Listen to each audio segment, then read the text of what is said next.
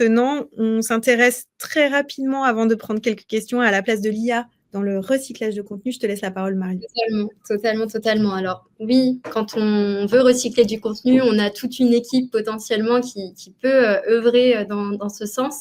On a nos sales, on a notre équipe marketing, on a nos experts aussi qui nous apportent la matière, etc. On a potentiellement une équipe diffusion aussi qui peut nous permettre de bien penser les choses.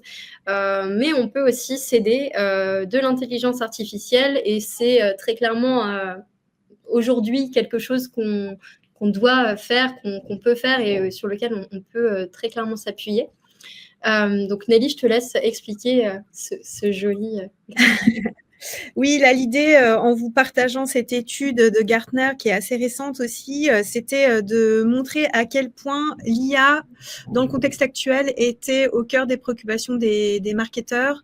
Donc, il y a vraiment l'idée de faire levier sur ces outils, sur l'optimisation de la performance. On le voit avec 41% des répondants qui expliquent qu'ils vont prendre leurs décisions en fonction de la performance, de l'analyse de la donnée, et aussi donc 37% qui souhaitent améliorer leur performance grâce à ces outils, en s'appuyant sur ces nouveaux outils. Donc voilà, c'est vraiment au cœur des préoccupations, et ça nous met tous et toutes en mouvement. Totalement. Et je pense que voilà, on est tous touchés par tout ça. Il faut s'adapter. C'est une nécessité. Mais voilà, l'IA, ce n'est pas un outil qui va tout faire à notre place. C'est non plus une aide ce n'est pas seulement une aide à la rédaction. C'est vraiment un outil sur lequel on peut s'appuyer pour accélérer les choses, pour rendre le processus, atteindre un processus scalable et rentable. Tout simplement. Ça va être vraiment un coup de pouce au quotidien. Quand on va recycler du contenu marketing, on va s'interroger: quel contenu je dois recycler, quels sont les sujets qui ont encore du potentiel, que je n'ai pas suffisamment traité au sein de mon entreprise, dans mon blog, sur mes réseaux, etc. Quelles sont les thématiques sous-exploitées que je dois absolument travailler davantage. Tout ça, l'IA peut nous aider. Donc l'idée, c'est vraiment de lui fournir notre matière pour le laisser nous indiquer aussi un peu s'il y a des possibilités. Donc analyse de l'existant, ça c'est ce qu'il va faire. Identifier les pain points, bien évidemment. Est-ce que mon contenu a des lacunes? Est-ce qu'il y a des sujets qui sont trop peu traités et qu'on peut, dans le cadre d'un recyclage, traiter davantage? Et puis cibler les priorités également, en se basant un petit peu sur un sujet un peu touchy, etc. Quels sont les sujets sur lesquels vous devez absolument prendre la parole? Donc, il peut nous aider dans cet aspect analyse avant recyclage. Il peut aussi vous aider à décortiquer vos contenus. Un outil que j'utilise personnellement et qu'on utilise un petit peu aussi chez Invox, c'est NotebookLM. Donc c'est une IA très intéressante, dans le sens où elle ne va pas extraire des informations de tout plein de sources différentes qui ne sont pas toujours vérifiables, etc., ni fiables.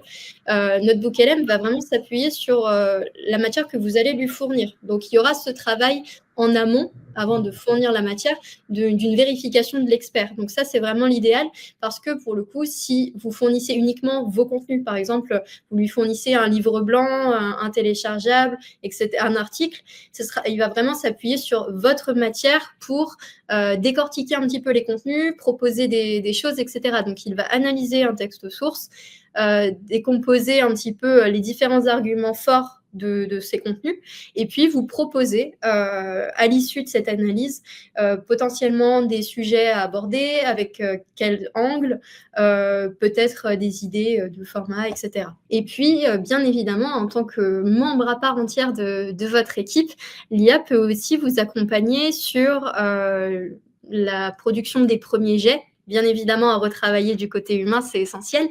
La reformulation, la synthèse de certaines informations, un début de rédaction, etc. Donc, elle peut vous aider aussi à accélérer cette production. Bien évidemment, donc, il faut réfléchir un peu par méthode. Donc, comment utiliser l'IA dans le cadre d'un recyclage? Tout simplement, ça va être charger le contenu. Quel est votre sujet? Quel est votre contenu, votre live, peu importe, quelle est cette matière première que vous allez apporter. Ensuite, donc, on va être sur croiser thème, problème, audience, format.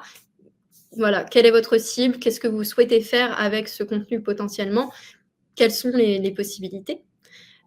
Superposer donc contenu et canaux. Quel format sur quel canal? Donc, vous allez potentiellement pas mettre un très gros contenu type livre blanc sur LinkedIn, etc.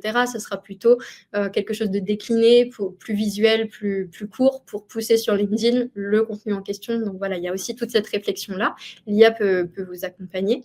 Et la création des premiers jets. Je passe assez rapidement parce que nous sommes un peu juste niveau timing, mais très important, et ça c'est quelque chose que je vis au quotidien. Donc en tant que content editor, en fait, l'assurance de la qualité, c'est vraiment le cœur de mon métier. Et pour moi, un contenu généré par l'intelligence artificielle doit obligatoirement être repassé entre des mains expertes. Tout simplement parce qu'il faut vérifier le fond. Il faut aussi vérifier tout simplement l'orthographe, la grammaire, etc. La manière de dire les choses. Est-ce que ça transmet aussi vos valeurs d'entreprise? Tout ça, tout ce qui englobe vraiment l'entreprise de manière générale, la manière de penser et tout ça, l'IA ne peut pas le transmettre directement. Donc, c'est essentiel de faire un travail humain. Donc, l'humain apporte vraiment l'authenticité, l'incarnation, la crédibilité, le point de vue édito. L'IA peut produire des premiers jets, nous accompagner un petit peu, nous aider, mais c'est vraiment l'humain qui apporte la qualité et la différenciation finale. Et sur le sujet, on a actuellement une jolie formation IA et marketing pour construire la stratégie, produire des contenus avec l'IA, un peu les bonnes pratiques, les méthodes, etc. Donc, en ce moment même à Paris. Exactement. Guillaume est sur place et commence à la donner. Il y a des dates à Paris et à Lyon, donc si ça vous intéresse, rendez-vous sur le petit flash code. Exactement.